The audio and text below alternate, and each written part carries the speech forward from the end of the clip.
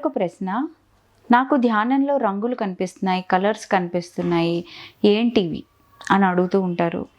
ధ్యానంలో రంగులు అందరికీ ఒకేలాగా కనిపించవు. మొట్టమొదటిగా మన శరీరంలో ఎనర్జీ సెంటర్స్ ఉంటాయి కదా. సో మనం అంటే కింద నుంచి పైకి, పైనుంచి కిందకి మన శరీరంలో నాడీ వ్యవస్థలో ఎనర్జీ మూవ్ అవుతున్న కొద్దీ మనకి రంగులు కనిపించడం అనేది సహజం.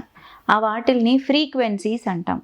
మనం ఒక్కొక్క ఫ్రీక్వెన్సీని టచ్ చేసినప్పుడు, అంటే మన శరీరంలోనే 5 ఎలిమెంట్స్ ఉంటాయి. ఓకే, భూమి element, water element, fire element, earth element, space element, air element, ఇలాగ 5 ఎలిమెంట్స్ ఉంటాయి. సో ఇలాంటి ఎలిమెంట్స్లో నుంచి మన శ్వాస మూవ్ అవుతున్నప్పుడు, మన స్థితి స్థిరపడుతున్నప్పుడు కలర్స్ కనిపిస్తూ ఉంటాయన్నమాట. ఈ కలర్స్ ఒక్కొక్క ఎలిమెంట్కి మనం ఒక్కొక్క కలర్ ఇస్తాము. అలాగే ఈ కలర్ అనేది అందరికీ ఎందుకు ఒకేలా ఉండదంటే వారి వారి ఎలిమెంట్ని బట్టి ఆ కలర్ ఉంటుంది. మరొక ప్రశ్న ఇలాగే వస్తుంది, ఏంటి అంటే, నేను ధ్యానం చేస్తున్నప్పుడు చాలా బరువుగా ఉంటాను, లేదు అంటే చాలా లైట్గా ఫీల్ అవుతూ ఉంటాను. దానికి సమాధానం ఏంటి అంటే, బరువుగా ఎందుకు ఉంటారు అంటే, మీరు టెన్షన్స్ మోస్తూ ఉండొచ్చు, బాధ్యతలు మోస్తూ ఉండొచ్చు, నెగిటివిటీస్ మోస్తూ ఉండొచ్చు. అవన్నీని మీకు భూమి అనే ఎలిమెంట్ దాంతో 5 ఎలిమెంట్స్లో భూమి ఎర్త్ ఎలిమెంట్ తోటి కనెక్ట్ అవుతూ ఉంటారు. సో అవన్నీ మనకి భూమిలోకి వెళ్తూ ఉంటాయి. సో ఆ ఎలిమెంట్కి కనెక్ట్ అయినప్పుడు మీరు హెవీగా ఫీల్ అవుతారు. అదే కనుక ప్రాణమయ కోశ ఆర్ ఎయిర్ ఎలిమెంట్ కానీ, స్పేస్ ఎలిమెంట్ కానీ మీరు కనెక్ట్ అవుతూ ఉన్నారు అంటే, ఇవే సమస్యలు, ఇవే టెన్షన్స్, ఇవే రెస్పాన్సిబిలిటీస్ ఎర్త్ ఎలిమెంట్లోనూ క్లియర్ చేసుకోవచ్చు, ఒక రకంగా ఇలాగ స్పేస్ ఎలిమెంట్లో ఆర్ ఎయిర్ ఎలిమెంట్లో కూడా క్లియర్ చేసుకోవచ్చు. సో అలాగ క్లియర్ చేసుకున్నప్పుడు శరీరమే డిసైడ్ చేసుకుంటుంది ఎలా క్లియర్ చేసుకోవాలి, మీ కాన్షియస్నెస్ డిసైడ్ చేసుకుంటుంది. అలాగ క్లియర్ చేసుకున్నప్పుడు శరీరం లైట్ అవ్వడాన్ని మీరు గమనిస్తూ ఉంటారు. అంటే మీరు మెల్లిగా మీ ప్రాణమయ కోశలోకి వెళ్తున్నారు. మీరు బరువుగా ఉన్నారు అంటే మీరు ఎక్కువ అన్నమయ కోశలో ఉన్నారు అని అర్థం అన్నమాట.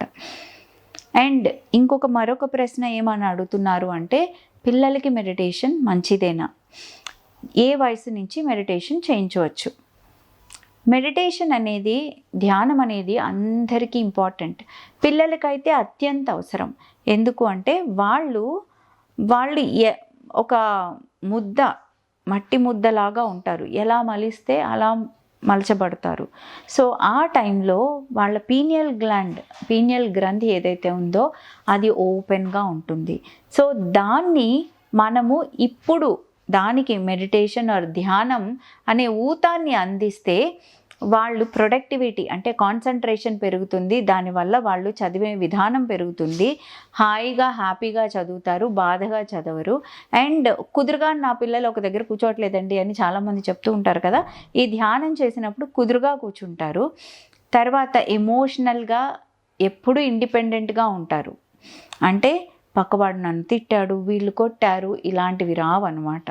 అండ్ ఇంకొకటి ఏం జరుగుతుంది అంటే, షేరింగ్ అనేది బాగా నేర్చుకుంటారు. పక్క వాళ్ళతోటి ఇది షేర్ చేసుకోవాలి, ఇది నేను పంచుకుంటే నా ఆనందమే వాళ్ళ ఆనందం, వాళ్ళ ఆనందమే నా ఆనందం. ఇలాంటి స్థితిలోకి చిన్నప్పటి నుంచి పిల్లలు వస్తే వాళ్ళ జీవితంలో ఎన్నో అద్భుతాలు చేయగలుగుతారు. అందుకని పిల్లలకి ధ్యానం అనేది తప్పనిసరిగా నేర్పించండి. ఇవాళ రేపు మీరు స్కూల్స్ చూస్తే స్కూల్స్లో కూడా ధ్యానాన్ని ఇంట్రొడ్యూస్ చేస్తున్నారు, యోగాని ఇంట్రొడ్యూస్ చేస్తున్నారు. ఎందుకు అంటే ఈ కారణం చేత. మరొకటి, ఏ ఏజ్ నుంచి ధ్యానం నేర్పించవచ్చు? ఏ పిల్లవాడైనా సరే మీ మాట వింటున్నారు అంటే 3వ సంవత్సరం తర్వాత నుంచి నేర్పించవచ్చు. లేదు వినట్లేదు అంటే 5వ సంవత్సరం దగ్గర నుంచి ఖచ్చితంగా నేర్పించడానికి ప్రయత్నించండి.